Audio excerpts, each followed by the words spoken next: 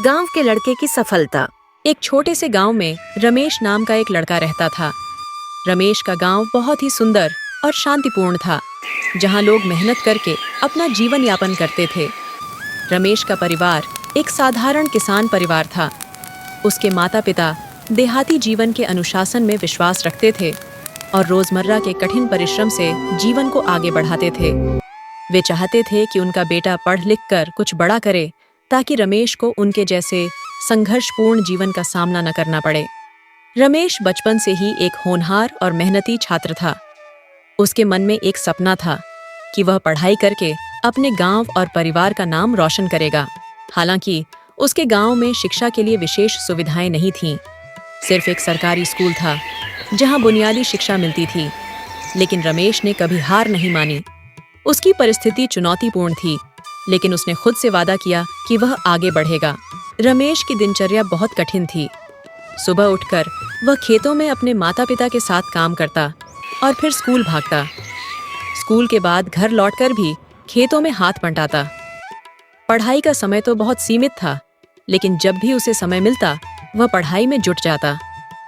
जहां बाकी बच्चे खेलकूद में समय बिताते थे, वहां रमेश अपने भविष्य के बारे में गंभीर था। गांव के लोग अक्सर कहते थे कि हाँ रमेश, तेरी मेहनत बेकार जा रही है। वे उसे समझाते कि पढ़ाई से कुछ नहीं होगा, लेकिन रमेश ने कभी इन बातों पर ध्यान नहीं दिया। वह जानता था कि अगर उसे अपने सपनों को साकार करना है तो उसे कठिन मेहनत करनी होगी। उसकी माँ सुशीला हमेशा उसकी हिम्मत बढ़ाती थीं। बेटा, मेहनत कभी बेकार नहीं जाती। आज हालात मुश्किल हैं, लेकिन कल तुम जरूर सफल होगे। समय बीतता गया और रमेश ने गांव के स्कूल से अपनी 10वीं कक्षा पूरी की।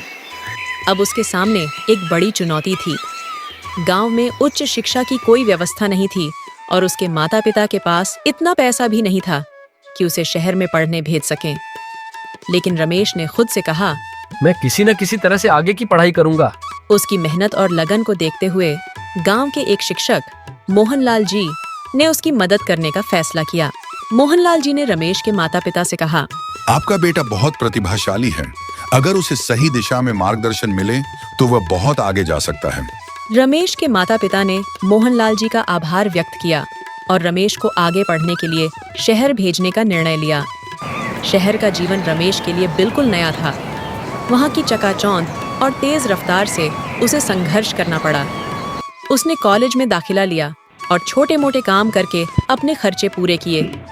उसे यह एहसास था कि अगर उसे कुछ बड़ा हासिल करना है तो उसे और मेहनत करनी होगी। कॉलेज में भी उसने सबको प्रभावित किया।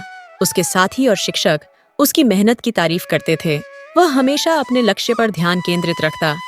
उसकी मेहनत रंग लाई और कुछ वर्षों बाद उसने उच्च शिक्षा पूरी की। उसे एक प्रतिष्ठित कंपनी में नौकरी मिली। उस लड़के ने क्या कर दिखाया जिसे कभी गांव के लोग कहते थे कि वह कुछ नहीं कर पाएगा। आज वही लड़का शहर में एक बड़ी कंपनी में काम कर रहा था।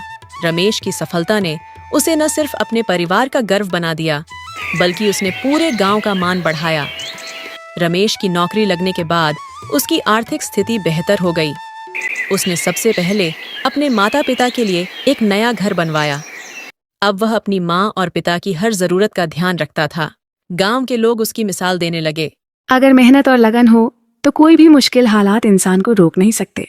रमेश ने महसूस किया कि उसके गांव में अब भी बहुत से बच्चे ऐसे हैं जो अच्छी शिक्षा के अभाव में अपने सपनों को पूरा नहीं कर पा रहे हैं।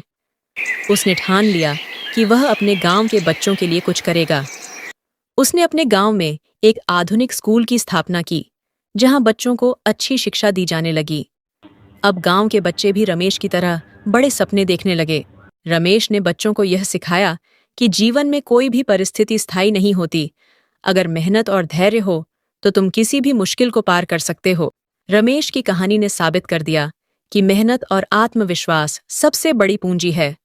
आज रमेश का गांव शिक्षा और प्रगति की राह पर अग्रसर है। उसकी कहानी हर उस व्यक्ति के लिए प्रेरणादायक है जो कठिनाइयों से घबराकर अपने सपनों को छोड़ देता है।